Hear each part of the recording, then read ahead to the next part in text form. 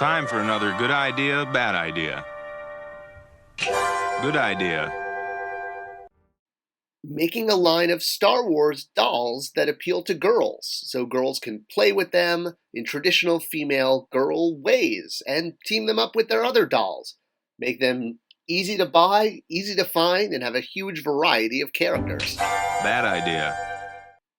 Make a line of Star Wars dolls that really just appeal to adult collectors and sell them in the boys' aisle where girls don't go and can't find them in order to unleash their magic play value. Welcome to another episode of Spector Creative with your host, me, Scott Toy Guru Neitlich. I want to talk today about the Star Wars Forces of Destiny line, and with that line came a really cool content, entertainment. All of it featured the girls, the females of Star Wars, and there are a lot of really strong female characters in the Star Wars universe. There have been since day one. And all of the new movies that come out, from the prequels to the Disney era, have featured really strong female characters that are heroic, that are brave, and are great role models for girls and boys of all ages. So the Forces of Destiny line was created to capitalize on the fact that Star Wars does appeal to all children, all genders, all sexes, all ages, all countries, all planets. Well, yeah, okay, all planets, we can go with that. Remember Alderaan, people. Remember it.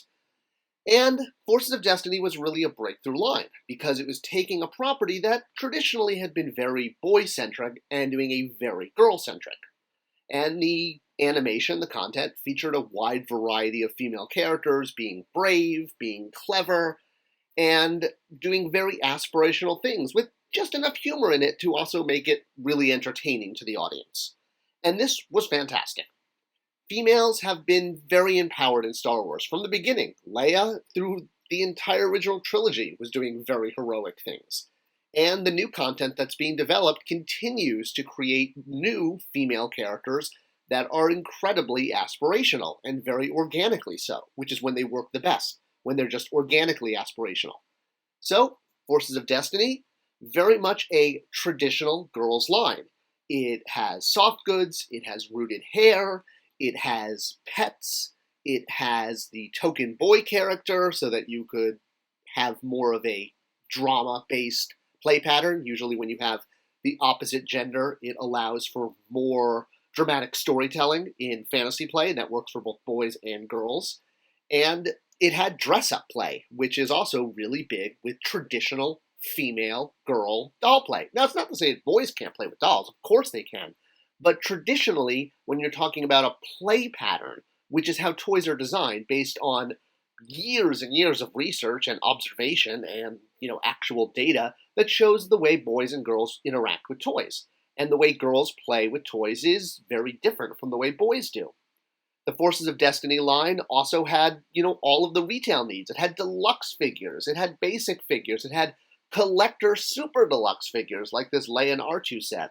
And again, it had the token boy characters, and I say that in a loving way just as much as Barbie had the token boy character, or Monster High had the token boy character.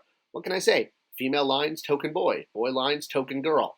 And the line was in very traditional Star Wars packaging dress that fit in with the rest of the line that came out that year. You could take a Forces of Destiny item and put it right next to any of the other lines in the planogram, and it fit right in there. It had the white branding. It had a little bit of its own look, but again, standing it up next to another item from the planogram, you could tell that they lived together, that they were part of the same retail statement. And therein lies some of the rub. So, Forces of Destiny was sold, can't talk today, in the Star Wars aisle. There it is right there in the middle. You see it between the Stormtrooper helmets and above the other Stormtroopers. So, all of Star Wars was grouped together and sold in either the Star Wars aisle or Star Wars displays.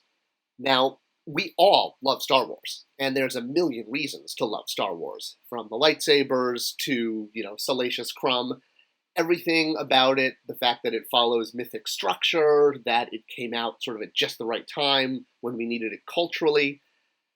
Now, back in the 70s and 80s, yes, it was very much a boys-aimed toy line. And those boys sort of grew up to be male collectors. There are female action figure collectors, but even looking at the stats on my channel is 99% watched by males, at least according to the YouTube analytics I get. It doesn't mean there aren't Star Wars female fans out there. I know because I live with two of them, but Star Wars is a male-centric property because boys' and girls' brains biologically work differently. And boys tend to gravitate towards aggressive play, which is what Star Wars is all about, lightsabers and battling, whereas girls tend to hair play and doll play. They go to more of a nurturing play pattern versus an aggressive play pattern. And that's why dolls work so well for girls and swords and action figures work so well for boys. Really, an action figure or doll is the exact same toy, it just matters how you play with it.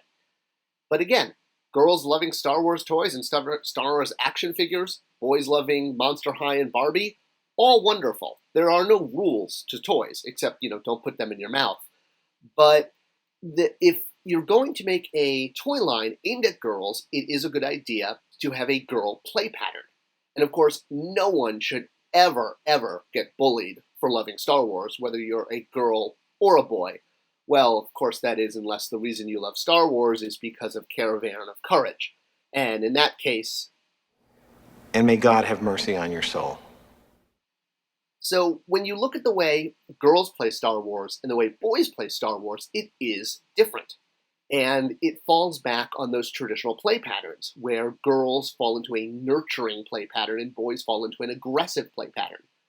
So if Forces of Destiny had been sold, shall we say, in the girls' aisle with other girl product, there is probably a greater chance that girls would have discovered it. But because it was sold in the boys' aisle with the Star Wars mainline, if you will, with all the other Star Wars product, it made it harder to find for girls. Because, honestly, girls don't tend to go down the boy aisles, and boys don't tend to go down the girl aisles. If you have a boy or a girl and you've gone shopping at Target or Walmart, you know this. It's really hard to get a boy to walk down the Barbie aisle, and it's really hard to get a girl to head down the Hot Wheels aisle. It's just the way girls and boys are.